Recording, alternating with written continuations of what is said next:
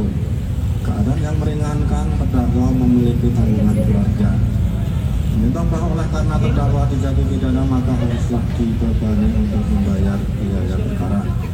Mengingat pasal 45 ayat 10 huruf A junto pasal 27B ayat 2 Undang-Undang RI nomor 11 tahun 2008 tentang informasi dan transaksi elektronik sebagaimana telah dirubah terakhir dengan Undang-Undang Republik Indonesia nomor 1 tahun 2024 tentang perubahan kedua atas Undang-Undang RI nomor 11 tahun 2008 tentang informasi transaksi elektronik junto pasal 55 ayat 1 ke 1 Kitab Undang-Undang Hukum Pidana dan Undang-Undang nomor 8 tahun 81 tentang hukum acara pidana serta peraturan perundangan lain yang bersangkutan mengadili 1. Menyatakan terdakwa Nikita Miryani tersebut di atas tidak terbukti secara sah dan meyakinkan bersalah melakukan tindak pidana turut serta melakukan perbuatan menempatkan, mentransfer, mengalihkan, membelanjakan, membayarkan, menghibahkan, menitipkan, membawa ke luar negeri,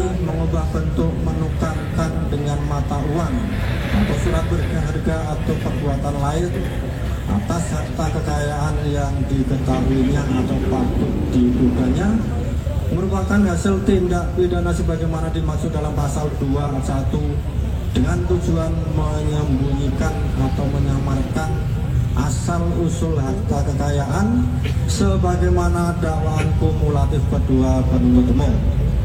2. Membebaskan terdakwa dari dakwaan kumulatif kedua penuntut umum.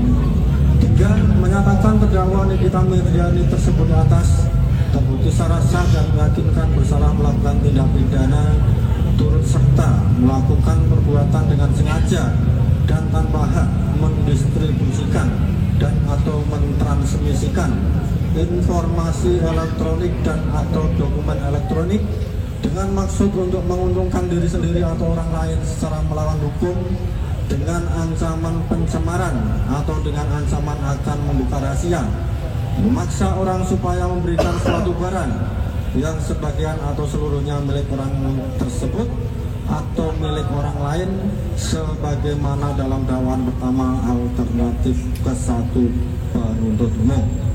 4. Menjatuhkan pidana kepada terdakwa oleh karena itu dengan pidana penjara selama 4 tahun dan pidana denda sejumlah 1 miliar rupiah dengan ketentuan apabila pidana-denda tersebut tidak dibayar diganti dengan pidana kurungan selama 3 bulan. 5. Menetapkan masa penangkapan dan penahanan yang telah dijalani terdakwa dikurangkan seluruhnya dari pidana yang dijatuhkan. 6. Menetapkan terdakwa tetap ditahan. 7.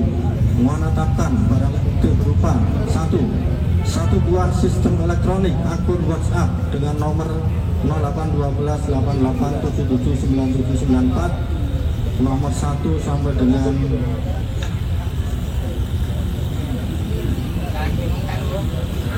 1 sampai dengan nomor 39 sebagaimana telah tercantum lengkap dalam putusan dikembalikan kepada penuntut umum untuk dipergunakan sebagai barang bukti dalam perkara terdakwa Ismail Marzuki. 8. Membebankan kepada terdakwa untuk membayar biaya perkara sebesar Rp5.000.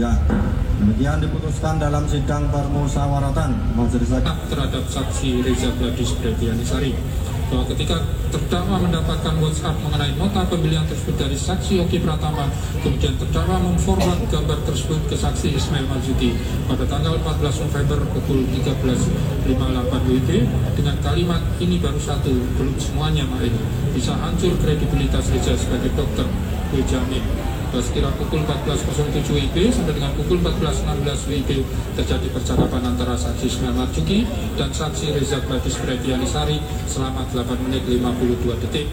Saat itu pada pukul 14.09 WIB terdakwa mengatakan, "Hajarin Mail dedinya BEMS kayaknya berhasil deh 5M, gak usah minta maaf, aku bilang suruh transfer hari ini karena Nikita mau speak up hari ini, jangan nego."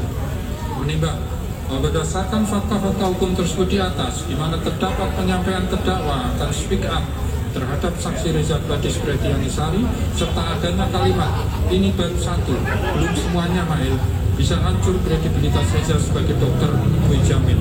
Menurut majelis, hal tersebut merupakan bentuk ancaman ancaman akan membebani